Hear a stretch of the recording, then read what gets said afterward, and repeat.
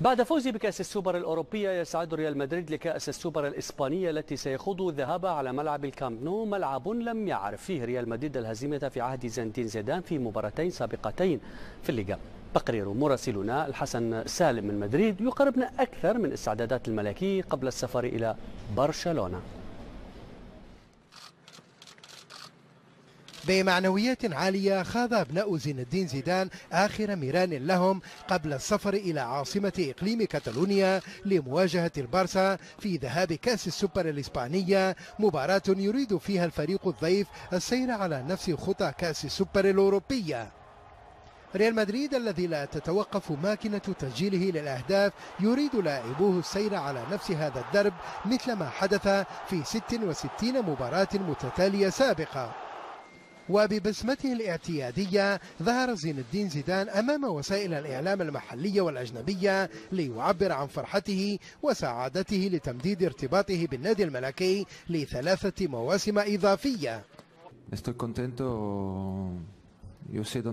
أنا سعيد هنا وأعرف إلى أي ناد أنتمي، كما أنني أعرف ما يجب فعله، وأنا وريال مدريد لن ندخل في سجال أبدا.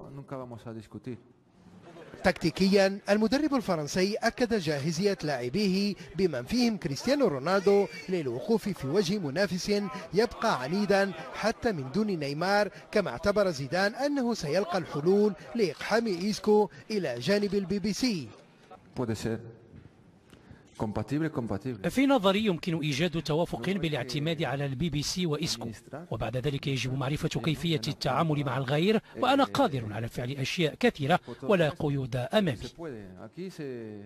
أسهم إسكو ما فتئت ترتفع داخل النادي الملكي الذي مدد عقد لاعبه ل5 سنوات إضافية مع رفع قيمة فسخ عقده إلى ما لا يقل عن 700 مليون يورو. ريال مدريد الذي تعج خزائنه بالكؤوس المحلية والقارية لن يتراجع هنيهة في الدفع بعجلته إلى الأمام لوضع اللبنة الأولى للاعتلاء بكأس السوبر الإسبانية 10 في تاريخه. ريال مدريد الذي لم يعرف الهزيمة في عهد زين الدين زيدان على ملعب كامب نو سيسعى للخروج بإحدى نتيجتي المباراتين السابقتين في الليغا، التعادل أو الفوز، للذهاب بعيدا في مسابقة كأس السوبر الإسبانية. حسن سالم، بإن سبورتس، من مركز تدريبات بالديبيباس، مدريد. حول رحيل نيمار وتأخر التعاقدات. مراسلنا أشرف بن عياد يقربنا من وضعية البارسا في سياق التقرير التالي.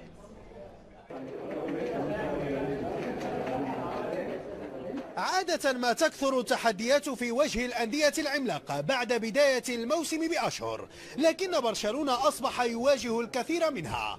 انطلاقا من الآن رحل نيمار وتأخر قدوم الصفقات، وجاء موعد كأس السوبر الإسبانية أمام من؟ أمام ريال مدريد. داخل النادي الكتالوني يحاولون عدم تهويل الأمور والتركيز على مسابقة ستصدر بعضا من الأحكام على إرنستو فالفيردي بعد الإشادات التي أحاطت به من خلال المباريات الودية.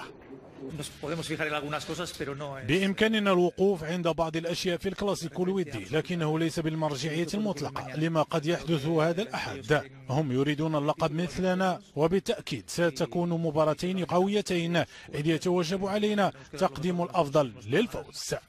في المدينة الرياضية جوان جامبر أضحت الآمال معلقة على ثنائي الام اس في الوقت الذي يحلم فيه ديولوفيو بالاستيلاء على حرف الان ولو بشكل مؤقت وتدريجي. فبرشلونة في الوقت الحالي يريد إبراز قوته كفريق بدلا من الوقوف عند خط هجوم تألق فيه نيمار خلال السنوات الماضية. هذه التغريدة حاولت الضغط عليه للبقاء دون جدوى. نيمار هو من أقنع ألفيس لأنه أتى لزفاف ميسي بفكرة الرحيل، بعدها بدأت التحضيرات وواصل إصراره على الانتقال. بعضنا حاول إقناعه بالبقاء، وفي اليوم الذي نشرت فيه التغريدة كنت أعلم أنه سيغادر، لكنني قمت بذلك لاستغلال الرصاصة الأخيرة حتى يعتقد الرأي العام أنه سيظل، وهكذا نحاول إقناعه.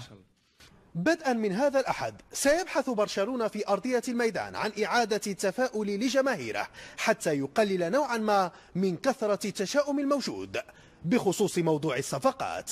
أشرف بن عياد، بي إن سبورتس، برشلونة.